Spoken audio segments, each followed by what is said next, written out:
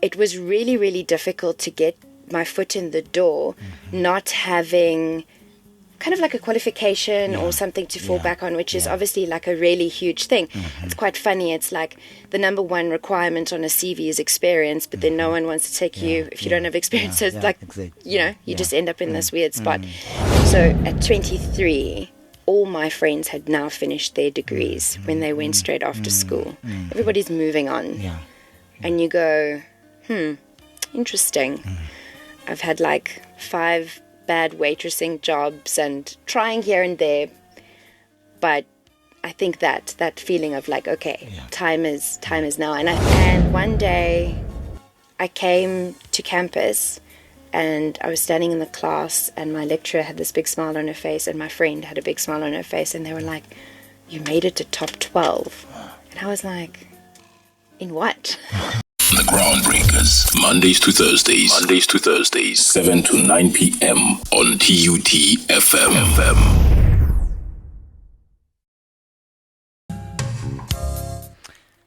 Welcome back from a quick break. This is Plug a Graduate on TUT FM 96.2. We amplify voices and empower lives. I already have our guest in studio. That's Lilja Hastie. I'm not sure if I'm butchering that name. You'll correct me there. But firstly, welcome to Plug a Graduate. Good evening. Thank you so much. Good evening. It's such an honor to be here. Before we get too far, have I butchered your name at all? That's Lilja Hastie. So you got the first name right, which is amazing because most people don't. So that's good. But Hastie, just simple. So no, you're doing good. Thank you very much for that. Listen, she's of course a business owner, and today we are talking from lost student to lecturer and competition winner. Hers, as I said earlier on at the top of the show, is a fascinating story from which all of us could learn. Lilja Hastie was born and raised in Tshwane. She started her career in graphic design but soon discovered her passion for jewellery and enrolled in the Jewellery Design and Manufacture program at the Tshwane University of Technology here in South Africa. Of course, whilst in her second year in university, she won the highest accolade in the 2015 De Beers Shining Light Design Competition, and in 2016 Lilja was the runner-up in the Jewellex competition hosted by Jewellery Council of South Africa. After graduating with a BTech degree cum laude, she was able to redeem her prize from the De Beers competition and took up scholarship to a Master's in Accessories Design at the prestigious Poly.Design Institute in Milan, Italy. Again, after gaining valuable work experience both locally and abroad, Lilja embarked on an exciting new journey of launching her own jewellery brand called Lilja Hastie Jewellery. In 2021, Lilja joined as a judge for the 2020-2021 edition of the De Beers Shining Light Awards Young Designers Jewellery Competition. Simultaneously, in launching her brand, Lilja has formed part of a De Beers affiliated project called Tirisano Mmogo, which is a Setswana word for working together. Now, this project aims to give a platform for past Shining Light Award alumni to gain access to a wider audience, connect with industry partnership, and catapult the venture of entrepreneurship. Lilja Hastie Jewellery is a premium fine jewellery brand manufacturing pieces with precious metal set with diamond as well as silver and semi-precious gems. Now, the brand holds storytelling at the core of every design. Now, these stories are told through design elements that capture visual motifs that conveys a message. This is executed using symbolism that comment on life circumstances or the designer's interpretation thereof. And Lilja Hastie designs are a fashionable, playful, and cosmopolitan, and are the perfect emblem for women who feel that they resonate with the piece of that story. Listen, this is, as I said, just even from this, Lilja, appears to me that yours is quite a fascinating journey. Already, even from the discussion we are having today, you appear to be properly positioned then to tell us how you moved throughout those. There's a lot to pick up from there. So let's start here, though. Talk to us about firstly your journey. I see you've been at a lecturer at one stage, but it is where we're talking lost student. I think that's where I need to start. Let's start there. What do we mean here, lost student? Well, firstly, to have that bio be read knowing that 10 years ago I was a first year at TUT, not ever imagining any of that to be possible is actually quite surreal. And having the lost student sort of backstory is very important because I would say as a kid, I mean, I had a very good attitude, wasn't a problem child by any means, but I was very disengaged in a school context. I wasn't like a part of a sports team. My athletic skills are very poor. I sort of participated a little bit on the sort of cultural side with a bit of performance here and there, but I was terrible with my academic records. I literally lived in La La Land. I would sit in class and just daydream about anything not related to what I was doing. And I kind of just I think I was a student that kind of, not in a bad way, but kind of slipped through the cracks in the way that I wasn't behaving in a way that someone had to go, oh, okay, we need to intervene here. I've always been pleasant and nice, so I think there wasn't kind of like this big, oh no, there's some serious intervention. And I think as time went, and it just happened so fast, it was like I finished school and I finished matric and I did really, really badly, really badly. It was a tight one.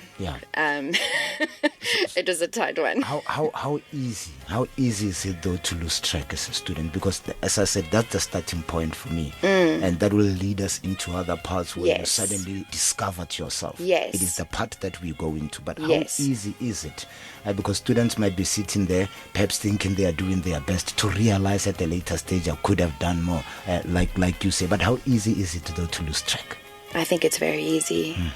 I think if you are disengaged with what your biggest dream is, or disengaged or don't have any ideas of where anything can take you, any career can take you, and you just kind of focused on today and tomorrow and homework, and days can roll over so fast. Before you know it, it's years. It really is. And sort of, so what ended up happening was, after school, I kind of was in this lost position. And believe it or not, I actually applied for law. Somehow thinking that, that was going to be it. Obviously didn't get accepted. And I kind of went on to have about 5 gap years, essentially. Not to say that I wasn't trying or attempting or making effort to do something, but it was really, really difficult to get my foot in the door, not having kind of like a qualification or something to fall back on, which is obviously a really huge thing. It's quite funny. It's like the number one requirement on a CV is experience, but then no one wants to take you if you don't have experience. So it's you just end up in this weird spot. And then it was about when I was 23, I had basically just spent time moving, nowhere slowly. And I decided, all right, fine. So I went and I spoke to my parents and I said, I'm willing to do whatever it takes. Let's restart this. Because I knew that I was supposed to do something. I've always been very creative and intuitive with that. So it's not that I didn't have ambition. And it's quite funny though, because the lack of hard work that I did at school to proportion to the ambition I had is really not in the same WhatsApp group. So I don't know how I thought I was going to do great things at that time. And basically we had a discussion and everyone was on board, and they sent me for psychometric tests at main campus TUT. Still remember the day. And they came back and they said, okay, well, you've got a 3D mind, you are creative, here's some options. And at that point, I think I just needed to choose something and stick with it. Yeah, sure. And so I said, okay, well, jewelry looks good. And I went to the arts campus and had a look around and did the entrance exam. And I was bawling my eyes out because in the entrance, it's actually very funny. In the entrance exam, they make you saw out a piece of brass. Yeah. Very standard practice, very basic jewelry technique. Yeah. But I didn't actually really have much understanding of what I would physically be doing. Sure. And I kept on snapping these saw blades. So for perspective, your jewelry saw blades are like tiny. They're like almost hair thin. And they can cut through butter. Metal like butter, hot knife through butter. Okay. And I kept on snapping them. And there were 2 applicants sitting next to me and just like breezing through it. And I was like, oh no, what have I done? Yeah. And yeah, after that, it was just, I got in, and it was just the start of a brand new life. And no one actually in my family or friends could actually recognize me. Yeah. Because it became normal that it was like, oh, Lilja, that friend, she's floating in space. Very normal to And then all of a sudden, I was coming home with like 95 in my tests and 95 in projects, and everyone was like, who is this person? So that turnaround, it is that is quite interesting. At what point did you realize, now I really need to find myself here? You know what? I think the perspective of having that time lost. So at 23, all my friends had now finished their degrees when they went straight after school. Everybody's moving on. Yeah. And you go, interesting. I've had like 5 bad waitressing jobs and trying here and there.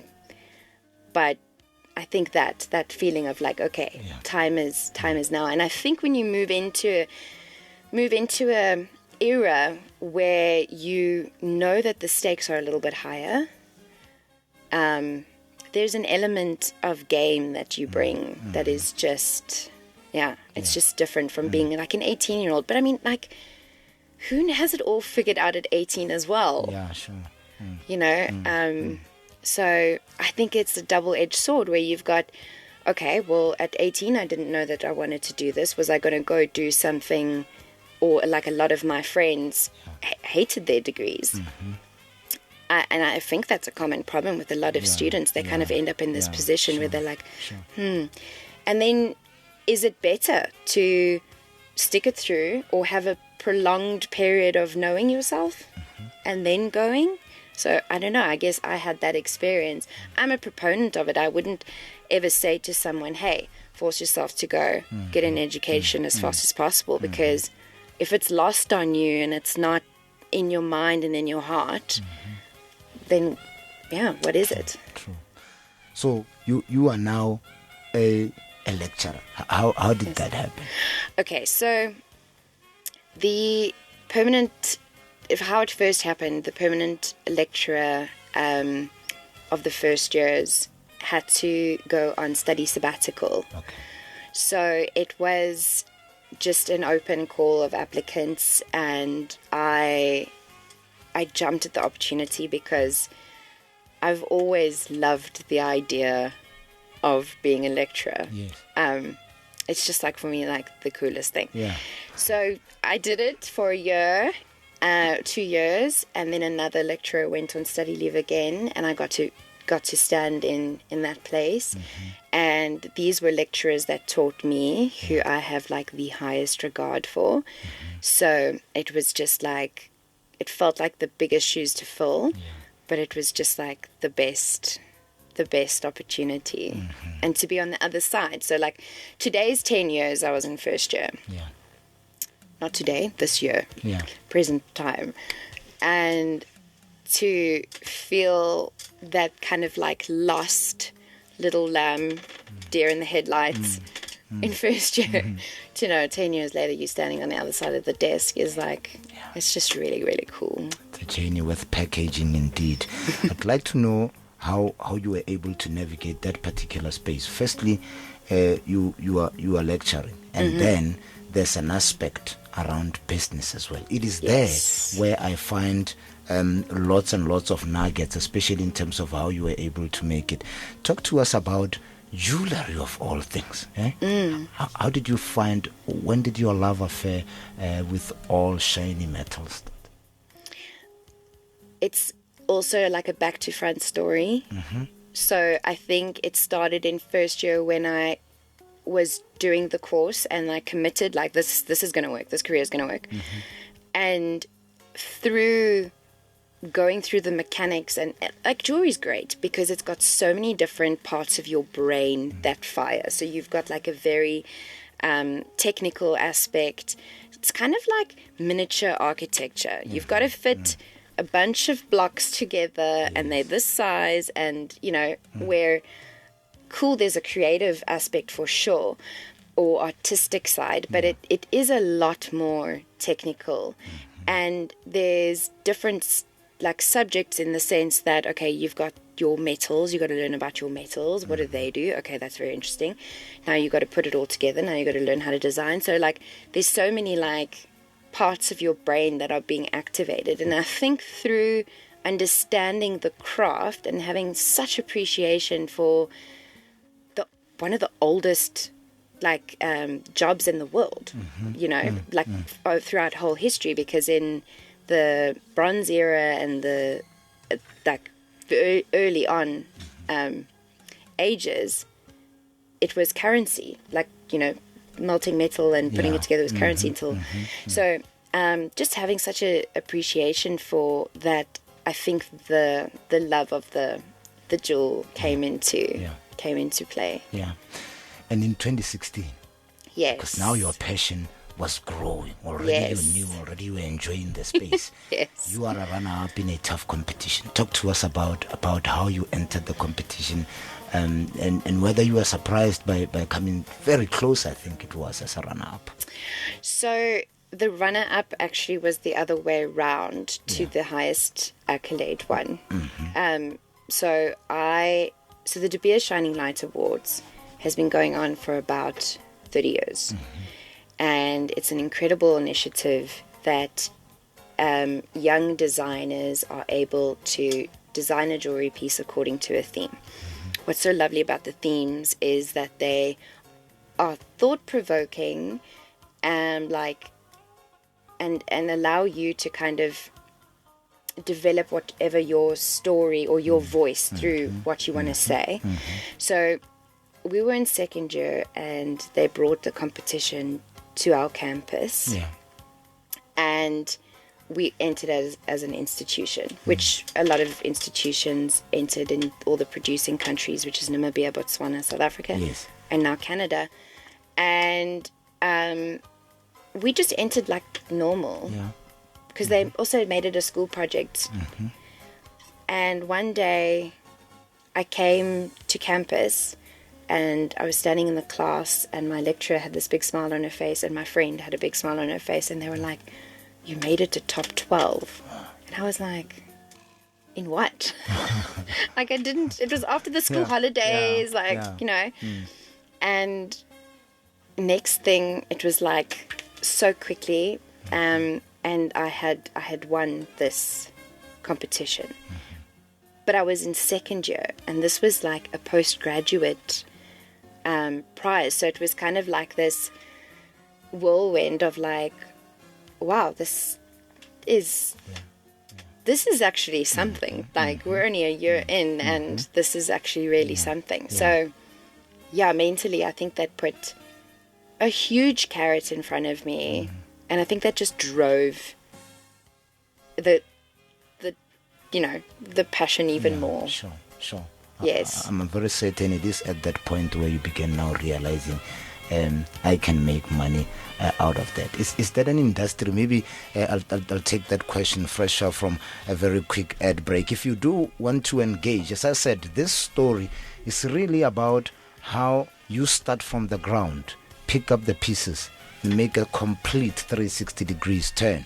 And I think Lila is well positioned to talk to us specifically about how she got to a point where she now runs her own business. She's a business owner, and today we are talking how you move through these particular stages. Most of us, the students, the learners, may be in that particular plight. Tell you what, it is possible. You can make that turnaround. You want to ask a motivational question, anything you want to hear, somebody to pick you up, Lila is here. You can give us that question on 012 3829257. Tepiso will be dealing with those particular one behind the scene. Feel free to send those particular questions. This is Plug a Graduate. We take a very brief turn. We're back in a moment. We are into the last hour. Don't forget to interact with the show on 012 3829257 if you want to know. Really want to know whether there are opportunities as well within that space. A part I want to get to at one stage is whether this is really a male-dominated industry. Is it? But I'm in conversation now with Lilja Hastie, who is, of course, business owner of Janie Hero Ring. Of course, I'm interested to understand how she's finding the business too. Where are the stores? Maybe you could go there and buy as well. Let's come back from a quick break. One part I wanted to explore about you is your educational, not really a background, but just the foundation that you have educationally. I see there's a mention of a master's there as well. That's seriously deep for somebody who says she never got off to a great start. But talk to us about that, your educational background, and how you'd say it has helped you navigate what is a complex business space. Yeah, sure. So I completed the diploma, the 3-year diploma, and then I went on to do the BTEC, which is kind of like your honors, but your bachelor's of technology, which was amazing. It was super academic. It was a lot of reading. I'm not necessarily a big fan of reading, a lot of reading, and a lot of, I made these like body sized neck pieces for like a fashion show. That was the idea. And it was amazing. And so I really explored like my theme of how to make them in accordance to sacred geometry found in Gothic cathedrals. So that was like quite a mouthful of a theme. And I think in that process, feeling like you're this, I don't know, like academic, felt really cool and super empowering because, and if I may say this, Dad, but I was the first in our little family to get a degree, which no one saw coming. So I think that was just like, whoa, okay, you can do this kind of thing. So I think from there, I was like, oh yeah, I wanna go forward with exploring the academic world. And like I said, in our trade, there's so many different avenues. You've got your really, really technical side, which is like the manufacture. You've got the design side. You can go into academia and study the thinking and the philosophies behind it all, because it is like really a fine arts type degree, you know. Or you can go out and trade and start a business. So I think it's also important for the students to also hear. I've got some of my students joining, so I have to do a shout out. But it's also important to understand like there's so many different spheres, and I felt like at that time this was really cool. So the master sort of comes into play, where the first prize for the De Beers competition was to be sent to Milan, to their university, which is Politecnico di Milano, which is ranked quite high. And they basically, I rocked up there and had to compete with the best of the best. I mean, Milan, you've got students all around the world, like the best ones, and they come to the design capital. And then I remember my first day, and I was a little bit later on, so they were submitting a project. The class had kind of already commenced, so I sat in on them. Oh, no, sorry. It was the day we submitted our projects. And I went first. And I don't know why I went first. I don't know if someone nominated me or what I was thinking, but I went first, and I had to make this handbag, and I made this very elaborate, because it was accessories, so we got to explore other disciplines. And I made this very elaborate bag that unfolded, and it was like, I thought it was so cool. And then all of the other students went past me, and I was like, oh, okay, that's what really good looks like. I was in tears. I was like, why is that? What are we even doing here? And then it was like that adrenaline of like being first year again and not knowing which way is up, and just giving it my absolute all. And I fell in love with the process again, fell in love with the learning of it again, fell in love with the academic side of it again. I eventually do want to do my PhD, just to say that I did it. I don't, because that was just unthinkable before. So how would you say that experience, especially going to other countries, being exposed to different way of doing things, how did that influence how you practice and run your business now? I think there's like a couple of layers to that. So the first is going to a foreign country, don't have friends, you can't speak the language, you don't have your family. I'm a very family and friend orientated person. So there's a level of like, it's hard. But it gives you grit, and then you make friends with people who are also out of their foreign countries, like amazing countries.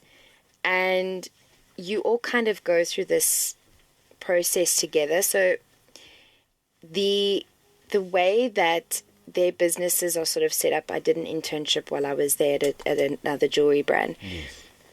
And I think that's helped me so much in our approach, in how they approached our jewelry world, their jewelry world, in a very fashion approach. So shows and according to the seasons, like you'll have a spring launch or an autumn launch or something like that. So I found that in South Africa we don't really follow it like that. And the way that they approach looking for their customer, and the way that they design, and having that influence of the story behind everything was a huge influence. But I think the biggest thing was, I think when we're here, we think Italy and New York and all those places, they must be so great, and they're so far, and everyone there is really, really good. But we're, just here. And the training that I had when I was in that room, there were certain things that other students were like, wow, where did you learn that? Or, like, we're just as good. And the talent we have here is just mind-blowing, and it really is. And I think I fell in love more with our country, being away and coming back, because you don't know what you have until it's gone. So that has made a huge influence in how I approach things and what I'm grateful for. And there's also, which is now where we get to the part where we see whether there are opportunities. I see there's a tirisano mmogo there. Yes. Talk to us about that. It appears this is quite an opportunity, perhaps for women to get into that particular space. Talk to us about tirisano mmogo and how it came about. Okay, so tirisano mmogo came together as a second project of the Shining Light Awards alumni. So you had these students who ran through the competition and ran through their prizes and ran through the program. And De Beers' network, they supply diamonds to diamond polishers, and they have very strong relationships with other industry, like metal concentrators, and then they have a pool of jewelry designers. And so it was the brainchild of Kagiso Frederick, so that's a huge shout out, to form this affiliation, this alliance, and really, like the name says, work together to step each other up. So here I am, a jewelry designer. That doesn't mean I have loads of supply in my backyard. Doesn't mean that I always know how to buy the supply. You know, along with learning how to work with the materials, you have to go off into trade and figure out buying diamonds. That's not easy. They have their own lingo, carats and this, you don't get that naturally. So it was an idea to pair up some polishers and some designer and manufacturer, because, you know, you ordinarily might not, most people don't have the capital, because it's high value goods. So we're talking high value capital. So it was an opportunity to pair these partnerships together and create a single platform that can sell as a sort of under this Tirisano Moho umbrella. And it just has a very positive message, because I don't know if other industries are maybe needing some more camaraderie and help within it. And I think historically our industry has lacked that. So it's kind of like a really nice new spin of collaboration, because ultimately, collaboration, I think, goes a very far way. So is this a male-dominated space? How are you finding that space, being a woman in this country, in an industry that's safe to say is, I would assume, is male-dominated, or is it? I think it's changing, but it historically has very much been. But there's this new wave, and I would say in my peer group, of women-owned jewelry brands that are just taking over. Your sort of older, very established brands, it has always been very male-dominated. But I would really say it's a mixed bag at this stage. You know, a lot of the students that are coming through, lots of women. And I really would say it's getting to the point where it's really even. But honestly speaking, some of the best jewelers I know are all women. Oh, yes.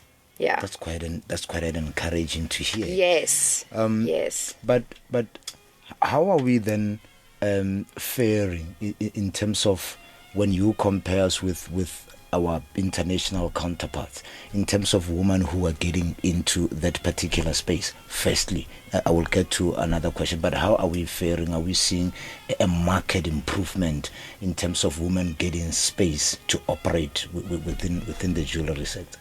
I would say so. So from a local context, in terms of, do you mean like employment or women-owned brands? Employment and women-owned brands, you can split the two, as long as it has to do with women getting into that space, either in a leadership position like you, or somebody operating within that particular space. So what I will say, what the best thing about our industry is you can start a business very easily. So because you trained to do the skill. Not a lot of people know how to do the skill. Sure, there's capital and equipment setups. Sure, that is a conversation, but we have a lot of trade agreements with each other. So, for example, because there's so many elements in jewelry, you kind of hone in on one sector that you are very good at, and we outsource to each other the other sectors. So, for example, setting stones, where you put the stones in the jewelry pieces, it's very, very specialized. So a handful of people will go into that specialization. And because we sort of, now, we come up together and you meet other tradespeople, I will send my stones to be set by a particular person. My stone setter is a woman, which in the setting world is rare. Yes. Mostly men. So I think that's really cool. But the ability to start a business by leveraging off those relationships is very possible and easy to do versus, I don't know what other industry I will draw an example against, but it's like producing a piece of art. Nothing, if you can get some materials and you can lean on one of your peers to rent a bench to make that piece, you can sell that piece. And as you grow and grow, you can have employees. And so I think that's kind of like the best route to go if you finish. So that's given women lots of opportunity to do that, because my peer group, that's kind of where we all have gone. Yeah, sure. Yeah. So you said this is a cash intensive industry. You need a lot of cash to get that to a start. For somebody who's probably thinking, well, with jobs being what they are, let me try and venture into that particular space. How much are we looking at here to at least set up a business? Oh, sure. Good question. There are different facets. So you have silver jewelry, which is not very valuable in terms of cash. Okay, that's what we train in. That's what you learn in. Yes. So if you have a bench, you literally have a piece of table, and you can cut I don't know if you guys know what a jeweler's bench looks like, but it's kind of got like this little semicircle in it. And you hammer away with your tools. You can produce lots of silver jewelry, and that is not going to break any bank. When you start moving up into the precious metal world, which is where a lot of your legislation comes into place, you need a jeweler's permit. That is why your education is so important, because you need that education to get a permit. Then you're talking a lot more money. However, though, the way people sell, and the best way to do it, and the way I do it, and a lot of my peers and how upcoming should, is that you present a design and your customer pays you, and you are able to then fund that single ring. And because you have help and connections in the industry, you can say, okay, can you please put this on CAD for me, which is computer aided design, and can you please help me set the stone? And so it's not necessarily that you've got to go and invest in all this stuff to make a few rings. It's like a build up. And so I think it's more a case of, you pay me 20,000 rand, and a lot of that money is the cost of that item.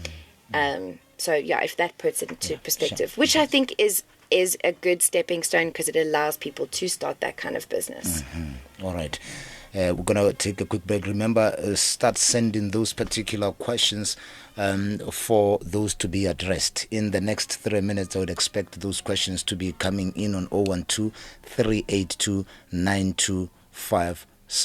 I'd also like to look at the challenges when we come back from an ad break, in terms of what the challenges are in that particular space as well, whether you are being impacted by load shedding, for example. Does it affect the business, and to what extent does it do that? Let's take a break.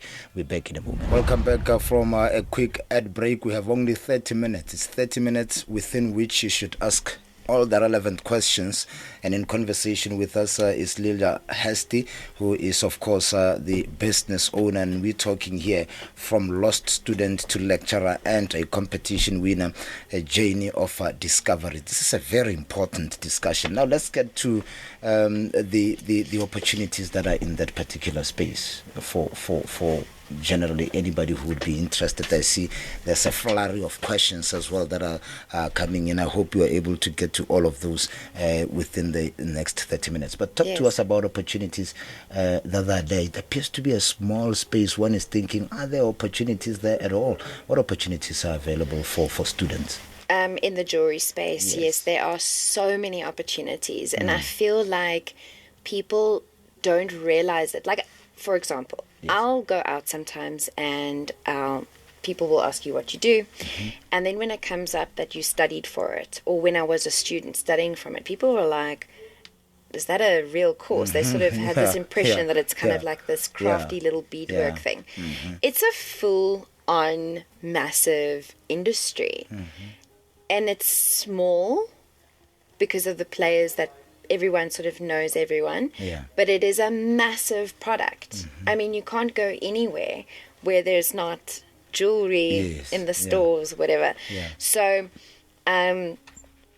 I think the fact that it is small, and like I had previously said earlier, all you really need is to leverage off the skills that you have, the connections that you have, and you can start really, really small. You can build a really great brand and name for yourself by starting small and moving as you go. I think the students need to also understand that after their studies, you can go into, like I spoke about earlier, the different facets. I mean, even into a retail space, even owning a shop, even diamond dealing.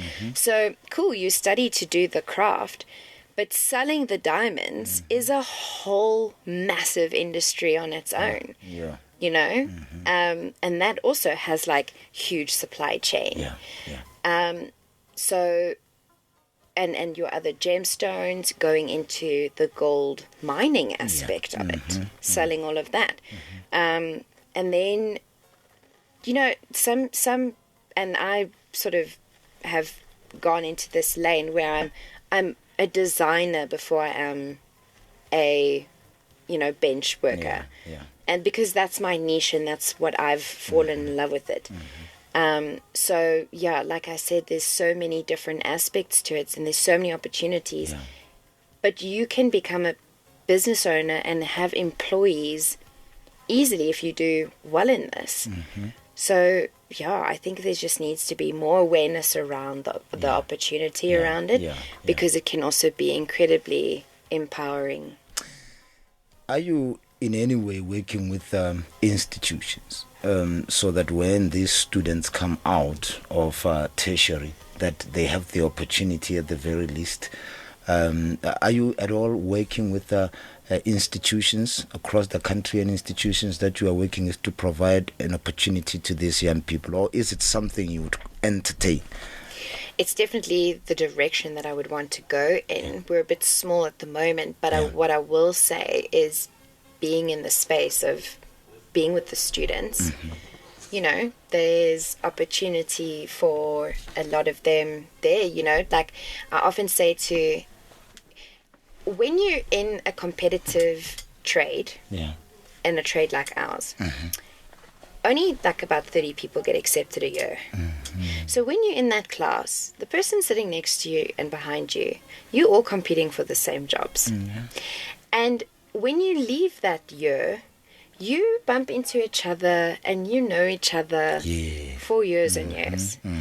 You know, one of my students going to go for a interview or whatever. Chances are we know each other. They're going to be like, hey, do you know this person? And I'm able to give like a great review.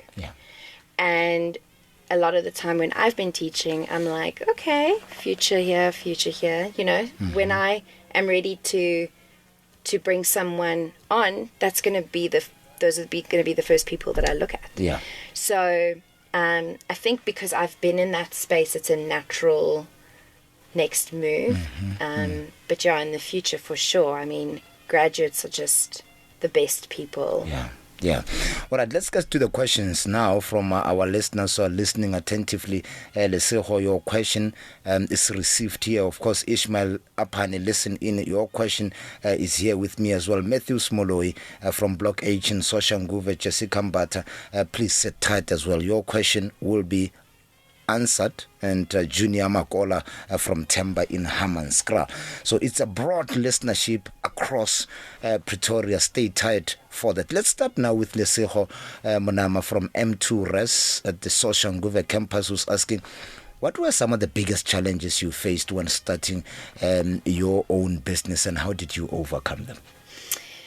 I'm still overcoming many. But I think the biggest thing is moving into the world where you have to manage money and orders and suppliers and not knowing where to start with that. Yeah.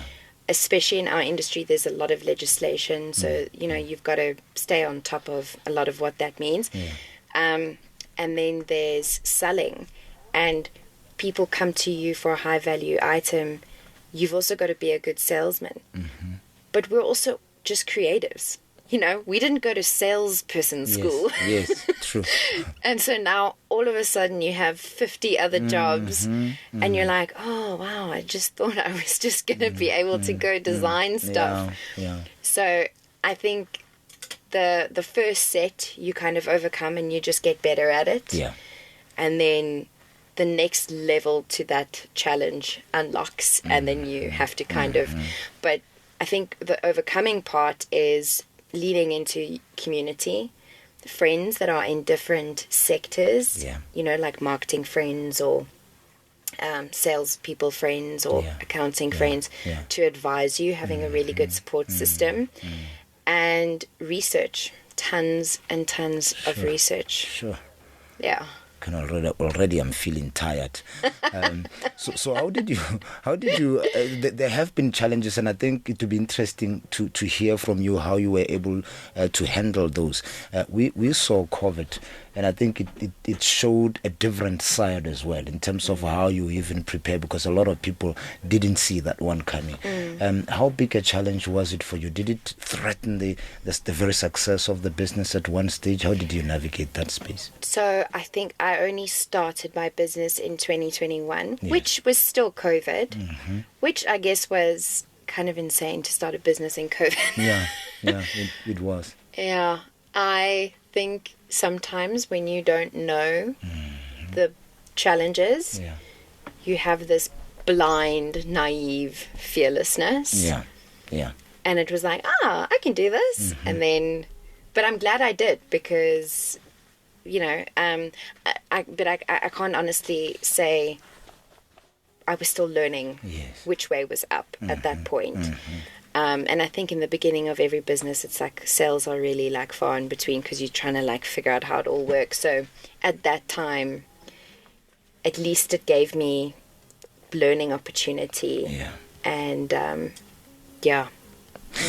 And then Ismail Apane from Pretoria East is asking here, what advice would you give to aspiring young entrepreneurs who are unsure of their path, much like you were at the start? That's the question.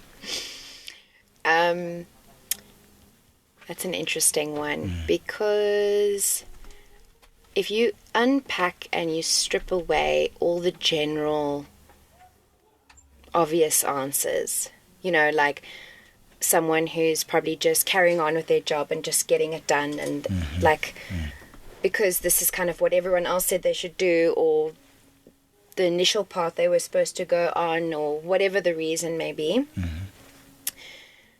At the very bottom line, I think there's an intuition of what you should be doing, but we don't always know how to listen to that. And I don't think it's always necessarily an open conversation that we say with each other, like, hey, what's your intuition telling you today? Because that kind of doesn't always speak to everyone's mindset or belief system. But there is something very impactful and truthful underneath it all. And I think keeping your eyes open, because life does have a funny way of putting an opportunity in front of you, and it can literally be meeting someone in the grocery store, and the next thing you're ending up in the place that you dreamed and you didn't know. You don't have to be following the exact path roadmap to get to that thing to have gotten there. And so I think just that little voice inside, because you could be selling, I don't know, t-shirts when you're supposed to be, I don't know. Then Matthew Smoloi from Block H in Soshanguve is asking, we'll ask this particular question, maybe take a break as well immediately after that. How important is creativity and innovation in your business, and how do you keep your designs fresh and unique? So creativity and innovation is very important. Yeah. Because you constantly have to challenge the norm, and it's this very weird thing. You have to design something that everybody loves, but it has to be unique, and that is like the biggest paradox of it all. Yeah. And you are trying to break apart simplicity and turn something that we know and love on its head, but at the same time, it can't be too strange that it isolates itself to not be a desired product. So, constantly observing how other sectors, so like I take huge inspiration from architecture, because it's a structure after all. So that is, it really, really is important. I mean, but you can get the job done normally, but if you really want to be a trailblazer, is what they call it, I think you have to keep your wits about you and really conjure your creativity. And what I will say, and this is really important, this is like my number one message in life. Talent is good, okay? Sure. We all have talent in some degree. Sure. But hard work is the thing that gets you to the places. It gets you in the door. Talent kind of just like greases the gears a little bit. And that sounds very harsh, but people who are very talented start off great. And the hard workers that don't necessarily have the instinct for it or don't really have the natural gift of it, but as the talented one kind of just relaxes and rides on that, the hardworking one goes and goes and goes and goes and goes. And then before you know it, talent can't provide the skill of knowing, okay, I have to be creative. I have a deadline in 6 weeks. No idea has entered my head. What practice, what skill, what experience that I've learned how to conjure that experience to be creative on demand, which is like a very difficult thing. But if you work really hard at it, then you can develop that skill. So I just always, and just like the hard work is what gets you there. Yeah. But then how do you keep your design fresh and unique? Is there a little secret there? I don't know, just going in there and hoping for the best. I mean, you in that moment, you just do what comes in your head and you just hope people like it. And I don't know. It's like, I think if you ask anyone about their work, or like an artist or a musician or something, they're always going to pick it apart. So I will always look at stuff and go, oh, okay. All right, we are about 15 minutes before the end of the show. Jessica, don't despair. Your question is coming, so sit tight. Junior Magola also out in Hammanskraal in Temba, listening in there. Thank you so much for taking time. We take a break. We come back in a moment. We'll wrap up the conversation. In case you've just walked in, you are arriving at the tail end of what has been a fascinating conversation. Our guest tonight, Lilja Hastie, who's of course a business owner and into the jewellery space. Now, there was a question before we get to these two from Jessica as well as Junior. There's a question there about whether you would like to design your own ring, or would you rather have it from somewhere else? Okay, so people always ask me this question, and over the years I've had different answers, and I've also never really known kind of how I feel about it. But this is my formulated answer of to date. In a year's, I don't know, let's see. It's getting colorful. Okay, it's got layers. So number one, I deal with a lot of men who are going to propose to their women, or whoever's proposing to her forever. And they arrive in a vulnerable space, there's a lot of pressure. There's kind of this unsurety. There's a lot of money that they're going to spend, but the biggest pressure of them all is they're trying to guess what the lady wants. And they're like, either they're asking the friends or whatever, and sometimes it's success, sometimes it's not. But often I end up being like a bit of a life coach. Okay. And it's like, okay, let's go through this together. And we often become friends. And I just see people go through this thing of like, it has to be what the woman wants because she really wants this. And that's sort of like the norm. And often women don't, because it's generally a surprise, so people don't always actually explain what they want, or, you know, they kind of have to go down this whole path. And because I change my mind, because I'll be designing one trend and then the next one comes in, and, you know, I'm kind of desensitized to what style I want. Yeah. You lose the actual core thing of what you're doing here. You are giving a token of your love to someone and asking them to literally spend the rest of their life with you, which is like a huge thing. It's like, if not the biggest commitment that most people make. And it gets sometimes lost in the whole rigmarole of sort of this expectation. And because my jewelry, the core of it is all about storytelling, less than about the expensive metal. It can be in a silver or it can be in a platinum. The story is encoded in the design. That's what I can bring to the table. That's my thing. So if someone's going to propose to me, it needs to be what they want and their perception of me and their token of love, and I don't want to have any influence on that. Oh yeah, there you go. Cleverly thought. Jessica Mbata from Harankua Phase 5 is asking, how do you balance your personal life with the demands of running a successful jewellery business?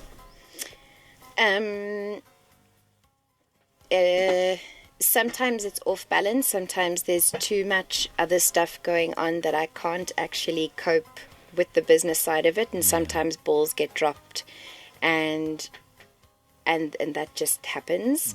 And then other times it is workaholic mode, but I'm starting to now get to a point where I need to be really focused on the priorities and drown out a lot of the other noise. But it takes time, and I don't know if there's a recipe, because I'm still on the learning curve of figuring how that works. It's a permanent balancing act, is it not? Yes. Now, Junior Makola from Temba in Hammanskraal is saying, where do you see your business in the next 5 years or 10 years, and any existing plans or projects in the pipeline? World domination. No, I don't know. So in the next 5 years, I would say just a happy, healthy business, a business that makes money. My pieces, I really, really want to go into exporting and getting pieces in other countries. And I just want to be able to create whatever I'm craving creatively, because sometimes you get stuck in where you're chasing the money. So I really, really hope to be in a position where I'm creating because I'm chasing that feeling. That's kind of what I'm after. What are your stores, and how many stores do you have? Where is it located? So I do not have a store. I'm online. Okay. So I'm online, and I mostly operate through Instagram, although my website is beautiful and everything is there. And we ship, and I mostly do in-person deliveries.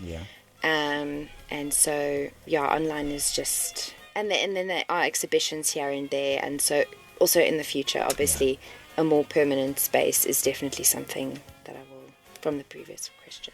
There you go. We are, 5 minutes left before the end of the show. We may have to obviously leave it here. Lila, you've been very, very great here. Thank you so much for having created the time, a new conversation in a space that is totally unfamiliar for a lot of people.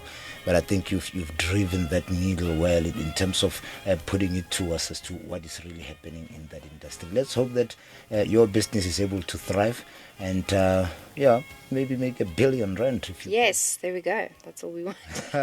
Thank you so much. It's been amazing. There you go. We'll leave it there. That's Lilja Hastie, who joined us for this particular conversation. Very relaxed, but I think she's been detailed in how she answered a number of questions that came in. Thank you so much indeed. Of course, business owner of Journey Hero King. Go get married if you like. We'll sort you out. I'll sort you out. Take a break. The Groundbreakers, Mondays to Thursdays, 7 to 9 p.m. on TUT FM.